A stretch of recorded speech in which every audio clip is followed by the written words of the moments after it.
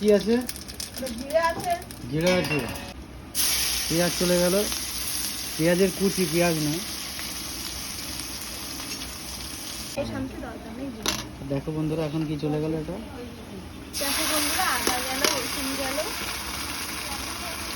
এবার যাচ্ছে লঙ্কা গেল, এবার এটা নাড়াচাড়া হলো। তারপরে এটা কি হবে কি না, এটা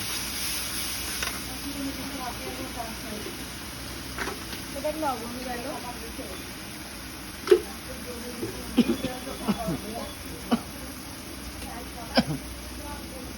তারপরে হলুদ গেল। কোনো কষ্ট করে বলতে হবে না, ছেড়ে দিই, বুঝতে পারছি।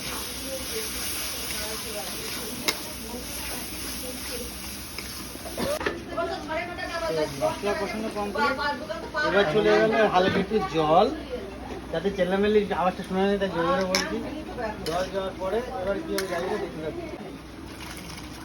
একটাই চাহিদা শুধু জীবনে, চলে গেল, দেখতে পাচ্ছে মটর আর আলু সিদ্ধ সিদ্ধ সিদ্ধ।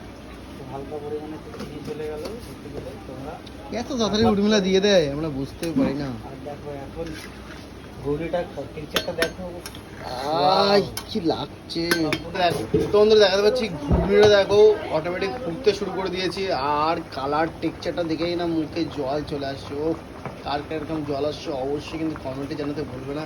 আর সেটা হচ্ছে রান্না উর্মিলার হাতে। তো আজকে উর্মিলাদের ঘুগনি রান্না শর্টকাট পদ্ধতি।